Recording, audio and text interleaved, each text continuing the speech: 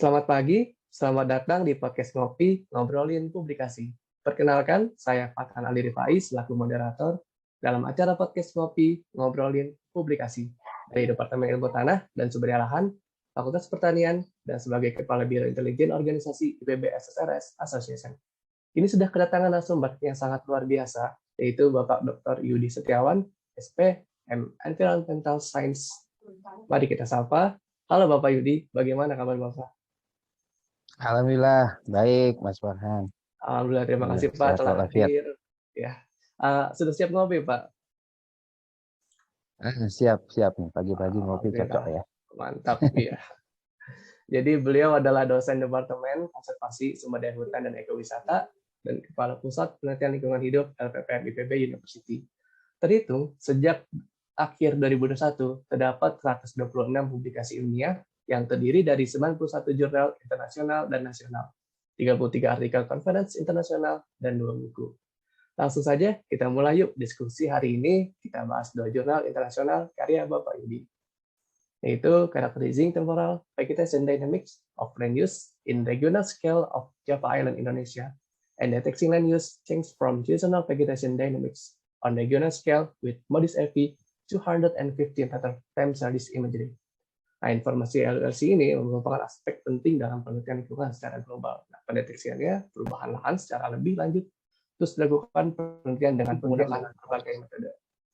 Nah, Pak, terkait dengan jurnal yang telah Bapak buat tadi ya, ini tentu menarik ya karena land use land cover ini sebagai kunci untuk penelitian lebih lanjut terkait banyak hal.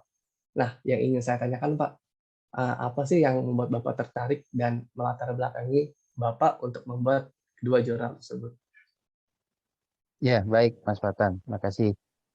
Ya, jadi memang kalau kita bicara perubahan begitu ya, perubahan atau dinamika yang terjadi di land use gitu ya, atau penggunaan lahan, tentu itu sangat dinamis ya, karena kita kalau bicara pemetaan gitu, pemetaan tutupan lahan menggunakan data satelit tentu banyak keterbatasan begitu ya.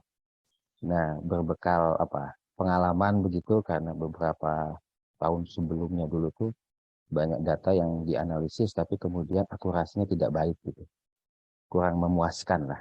Nah, kemudian dari situ baru terpikir, iya ya, memang setiap penggunaan lahan itu tentu punya karakteristik temporal yang berbeda-beda begitu ya. Nah, dari situ kemudian saya coba kembangkan satu metode begitu.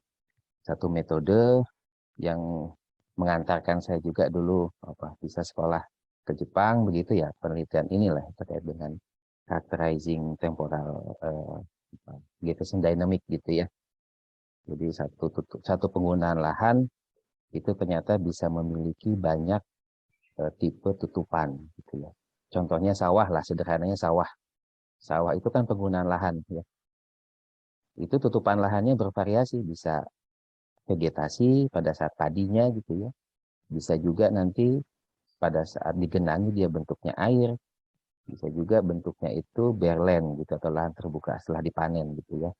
Nah, satelit itu hanya melihat pada saat kondisi seperti apa begitu, dia akan merekam gitu ya. Jadi dia tidak tahu ini sawah atau bukan gitu, tidak tahu sebetulnya. Yang tahu adalah kondisi existingnya seperti apa. Nah, penelitian ini sebetulnya fokusnya ke sana gitu ya. Jadi mencoba mengkarakterisasi bahwa perbedaan tutupan lahan di semua tipe penggunaan lahan, bahkan juga mungkin ekosistem ya. Jadi setiap ekosistem mungkin karakteristik temporalnya juga berbeda-beda. Nah, itu yang saya coba karakterisasi gitu. Nah, ternyata penelitian ini mengantarkan saya juga banyak ke penelitian lanjutan gitu ya. Karena ini basic sekali ya. Basic. Tapi menarik sih menurut saya ya. Ini yang membuat saya menarik untuk mengeksplor terus nih Mas Fathan. Berarti Itu memang barangkali ya. perubahan temporal ini sesuatu yang bersifat sementara ya Pak ya. Yang tadi contohnya Betul. sawah ini dia ketika bervegetasi, ketika berair, ketika sudah dipanen pun itu akan berbeda tuh. Nah, itu yang membuat Bapak tertarik ya untuk meneliti. Betul.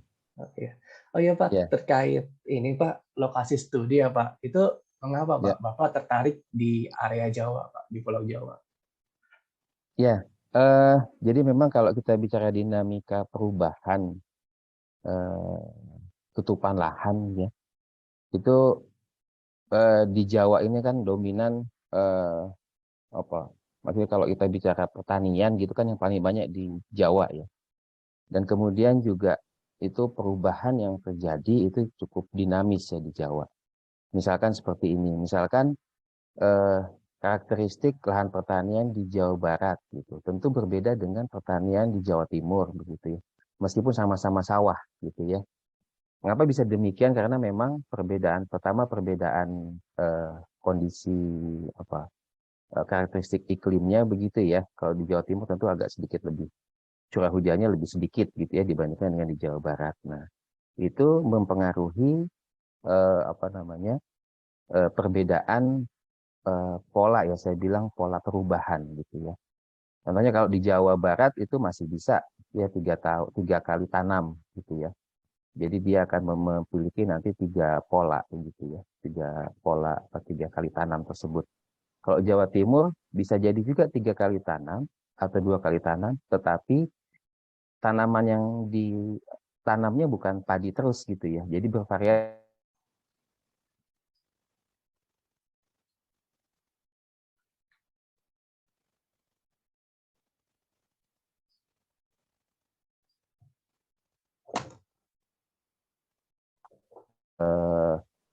prediksi produktivitas lahan begitu ya.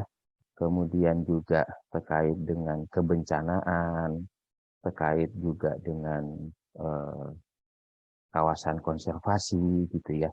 Nah itu perubahan-perubahan yang terjadi di dalamnya banyak terjadi di menurut saya menarik itu pada skop Pulau Jawa gitu ya. Nah sehingga saya saat itu memutuskan juga itu bagus nih kalau Jawa menjadi satu site visit berkelanjutan gitu. Nah yang kedua memang kalau kita bicara Jawa itu kan cukup luas ya. Nah ini juga nyambung dengan data satelit yang saya pergunakan. Nah karena tujuannya mengkarakterisasikan permukaan bumi begitu ya.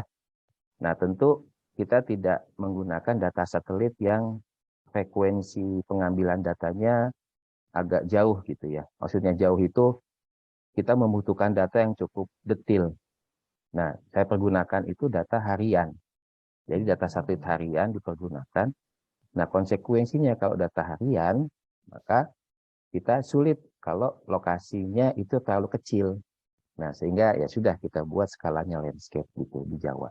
Nah, memang saat ini juga ada riset juga, ini bukan di Jawa, tetapi saya coba extend juga ke Sumatera gitu ya. Jadi Sumatera Island itu next project-nya ke sana gitu ya.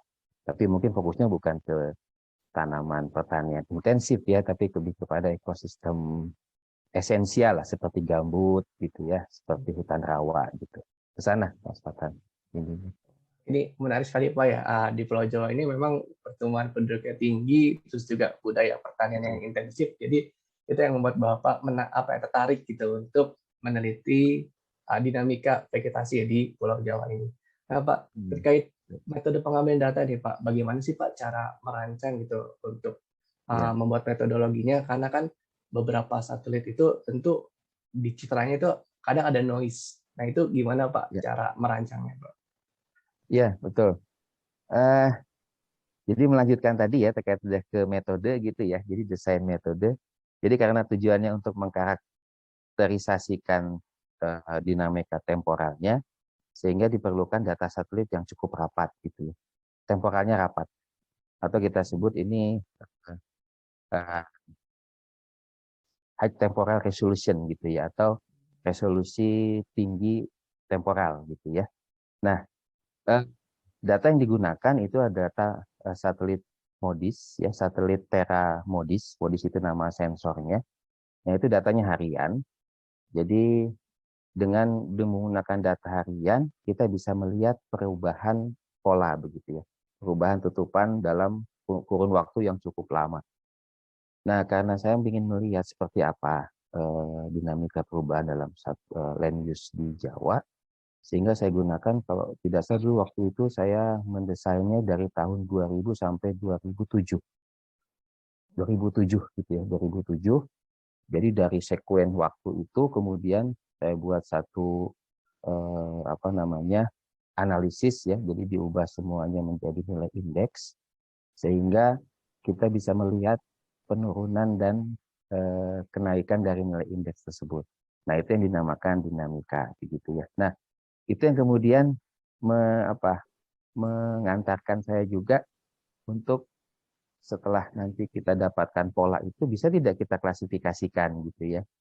Kita klasifikasikan mana sih tanaman lahan sawah yang punya pola 2 kali tanam gitu ya, atau 3 kali tanam dengan pola padi-padi palawija gitu. Mana pola tanam yang misalkan palawija padi palawija gitu. Nah, seperti itu didesain sedemikian rupa gitu ya, sehingga kita bisa mendapatkan informasi yang lebih detail daripada hanya sekedar penggunaan lahan saja, bukan hanya sawah tapi detail dari itu gitu ya, menggunakan itu. Nah, untuk noise-nya tadi betul tadi memang kalau kita bicara data satelit, terutama satelit eh, pasif ya, yang berbasis sensor optik seperti yang saya gunakan ini, modis ini itu satelit optik ya. Nah, itu memang ada noise nih, selalu ada noise gitu ya. Noise, kemudian juga ada semacam error gitu ya. Error itu bisa disebabkan oleh sensornya, bisa disebabkan juga oleh atmosfer, kondisi atmosfer gitu ya. Nah, sehingga saat itu kemudian saya coba buat sebuah metode filtering. Jadi difilter. Jadi istilahnya kalau kita punya data macam-macam gitu, data numerik ya, tentu kita harus mendeteksi mana data utamanya gitu ya. Lalu noise-nya itu kita hilangkan. Nah, saya saat itu menggunakan namanya filtering wavelet ya. Kalau kita bicara metode filtering tentu banyak ya. Ada sebetulnya menggunakan yang paling mudah itu menggunakan nilai simpangan ya. Jadi kalau ada nilai rata-rata, ada nilai simpangan. Nah, yang di luar simpangan itu yang kita hilangkan, bisa seperti itu sih metodenya. Mungkin kalau indeks statistik mungkin lebih paham lah terkait dengan ini ya. Tapi saya gunakan dulu yang paling mudah, yang paling relevan lah terkait dengan dinamika temporal. Ya. Saya gunakan saat itu modelnya wavelet. Ya. Berarti memang banyak ya metode filter untuk tadi ya, untuk apa namanya, untuk menghilangkan noise. Nah itu Pak, tadi metode yang wavelet ini emang metode yang paling mudah atau bagaimana Pak? Ya.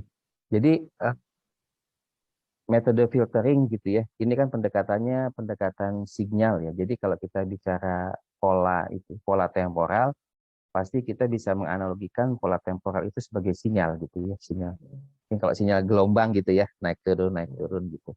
Nah, itu sama dengan karakteristik kalau tanaman padi kita amati dalam kurun waktu yang panjang.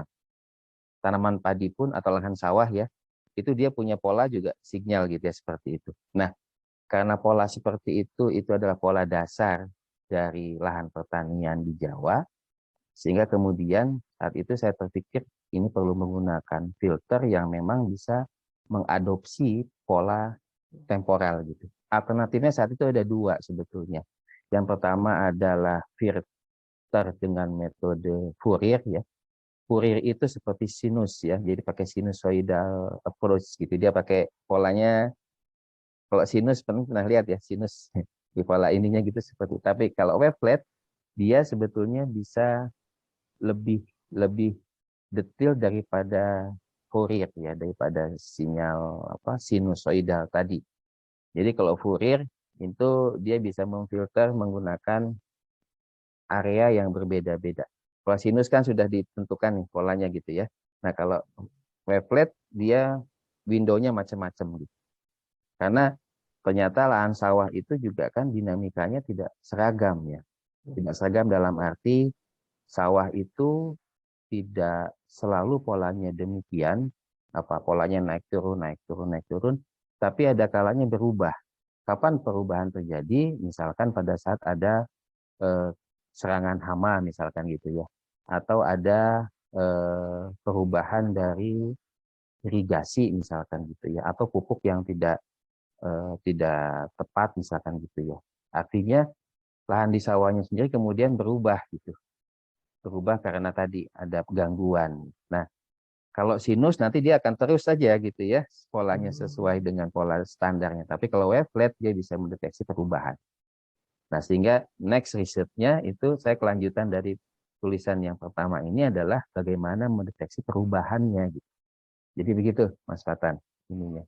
Ini tentu menambah insight ya, ternyata filter wavelet ini memang cocok untuk penelitian ya, dinamika yang sifatnya cepat gitu Pak ya, karena tadi ya, yang namanya gelombangnya itu dia tidak konstan, tidak seperti yang sinus tadi.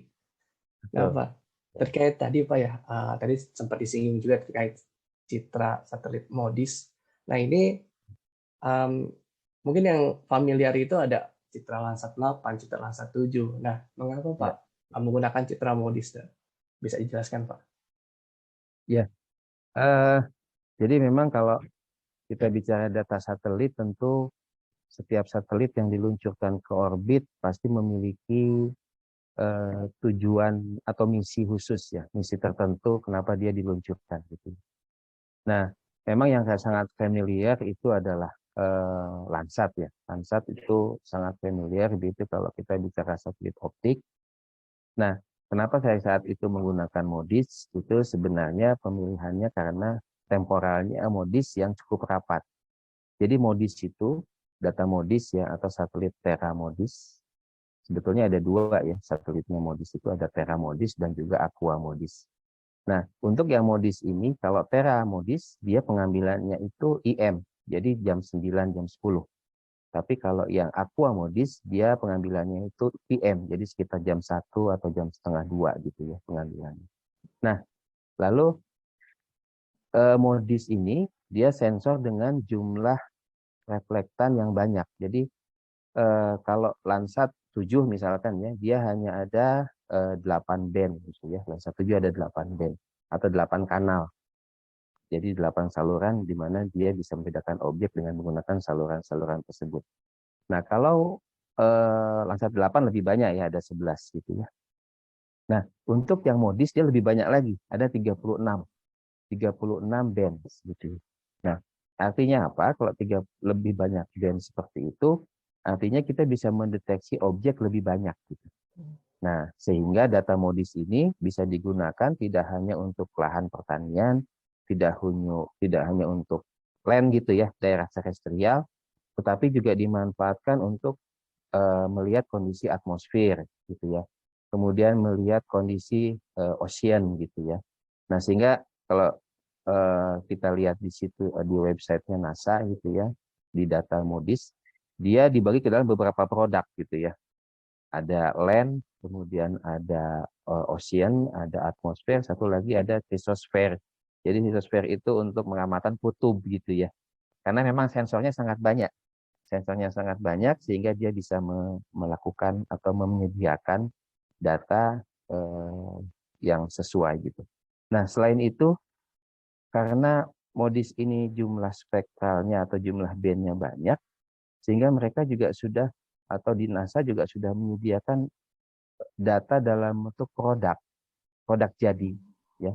Jadi sudah tersedia. Kalau kita kan bicaranya misalkan ada band 1, band 2, band 3 gitu ya. Sampai band 10 misalkan atau band 11. Nah, kalau modis dia sudah tersedia data tutupan lahan, data LST atau land surface temperatur, kemudian sudah tersedia juga data eh, apa indeks vegetasi ya seperti NDVI, EFI, itu sudah ada gitu ya.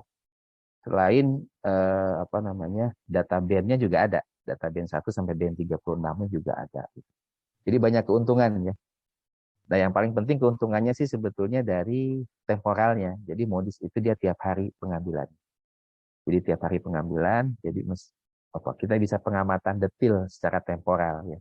Karena tujuannya ke temporal. Namun kekurangannya satu sebetulnya modis. Resolusi spasialnya yang rendah. Jadi modis itu resolusi spasialnya atau pixel size-nya ya, itu 250 kali 250 meter. Artinya hanya luasan dengan minimal 6,25 hektar saja yang bisa terlihat gitu.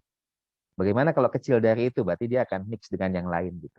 Itu sih keterbatasannya. Sehingga kalau kita pengamatannya atau lingkup atau cakupan studinya terlalu kecil, misalkan apa kecamatan gitu ya, atau kabupaten, kota gitu, dengan modis tidak cocok karena resolusi spasialnya terlalu kecil, terlalu eh, rendah lah gitu ya.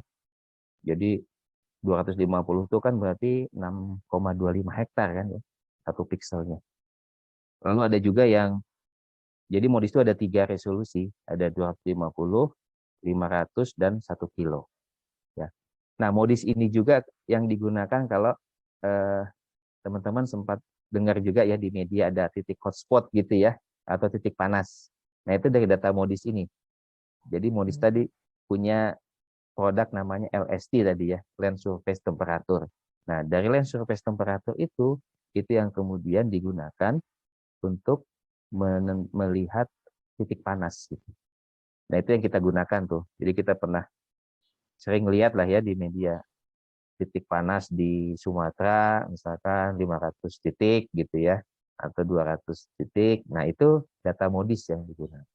Ini menarik sekali ya Pak ya. Ternyata modis ini dia sudah ada produknya sehingga tidak perlu juga processing lagi ya Pak ya. Betul, betul, Juga betul. band-nya juga lebih banyak. Nah ini Pak, karena band-nya lebih banyak Pak, apakah semakin banyak band itu sejalan ya dengan semakin bagusnya citra satelit? Ya, sebetulnya kalau kita bicara bagus tidaknya citra satelit tentu tergantung kepada tujuan ya, tujuan. Hmm. Karena setiap satelit itu punya 3 karakteristik utama ya. Yang pertama adalah resolusi spasial. Nah, resolusi spasial itu adalah kedetilan piksel. Jadi kalau teman-teman menggunakan atau sempat melihat data Google Earth misalkan ya, Google Earth itu kan detail sekali gitu ya. Nah, itu memang resolusi spasialnya tinggi gitu ya. Resolusi spasialnya bisa sampai mungkin 1 meter gitu ya, 1 meter ya yang digunakan. Bahkan ada juga yang sampai 60 cm gitu ya untuk satu pikselnya. Nah, itu kalau kita bicara spasial ya. Tetapi ada juga data spasial yang rendah seperti modis ini rendah. Dia kan sampai 1 kali 1 kilo ya. Bahkan ada yang sampai 5 kilo gitu ya. Kalau satelit-satelit cuaca tuh 5 kilo ya. Itu kalau resolusi spasial.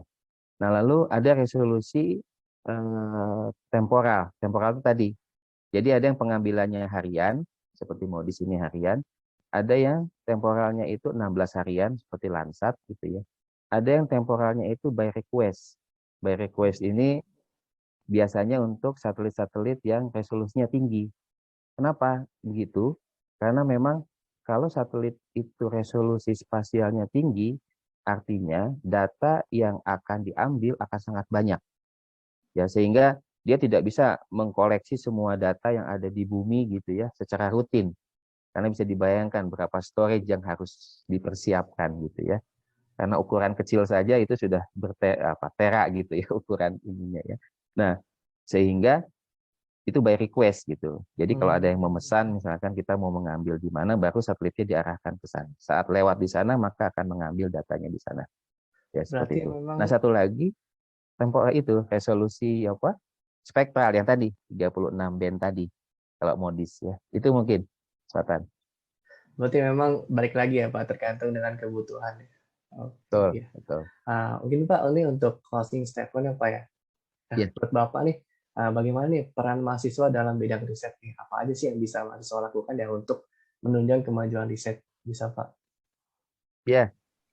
eh baik, ini mungkin saya ingin menyampaikan satu hal begitu ya, bahwa penelitian geospasial begitu ya, apapun itu begitu ya, baik itu terkait dengan land atau terestrial ya, baik itu pertanian, kehutanan, eh, ataupun terkait dengan sumber daya airnya begitu ya, baik itu di ocean, eh, sumber daya perikanan gitu ya, juga dinamika perubahan yang ada di laut gitu ya, ataupun yang ada di daratan gitu ya.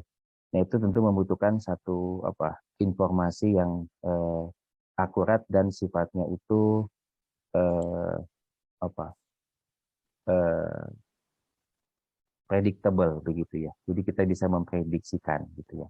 Nah, kita tidak akan bisa memprediksikan tanpa kita mengetahui satu tren gitu ya, satu tren. Nah, bagaimana kita mengetahui tren? Tentu kalau kita mengandalkan rekaman data numerik saja gitu ya, data BPS misalkan akan sulit gitu ya. Karena ada keterbatasan di situ. Nah, terkait dengan teknologi spasial atau kita bicara data remote sensing gitu ya, itu kita bisa bicara data historis yang cukup panjang. Sehingga kita bisa mengetahui apa sih yang terjadi dari dulu gitu ya sampai saat ini. Jadi data Landsat saja misalkan, data Landsat itu tahun 1972 gitu ya, mulai diluncurkan Landsat 1. Sampai sekarang ada Landsat 9 ya 2021 kalau tidak salah ya, baru diluncurkan Landsat 9. Nah, artinya kita bisa melihat perubahan yang cukup panjang begitu. Seperti apa sih dinamika perubahan? Nah, setelah itu kita bisa memprediksikan ke depan. Nah, tentu kita memerlukan banyak model, banyak pendekatan, banyak riset gitu ya. Nah, barangkali teman-teman yang tertarik untuk mengembangkan ini akan terbuka peluang sangat lebar begitu ya dengan memanfaatkan data ini. Lalu yang kedua, saat ini teknologi geospasial merupakan teknologi yang dalam tanda petik murah gitu ya. Karena murah dalam arti akses datanya gitu. Kalau dulu kita mendapatkan data Landsat saja itu harus bayar. Satu SIM-nya kurang lebih sekitar $500. Tapi sekarang datanya free dan kita bisa mendapatkan as many as possible gitu. Jadi kita bisa mendapatkan data apapun saat ini di internet gitu, apalagi ada Google Earth Engine, semuanya sudah difasilitasi. Nah, kita cuma perlu mendesain riset seperti apa gitu ya. Itu tentu nanti bisa berkontribusi cukup besar begitu ya. Barangkali demikian Mas Fatan.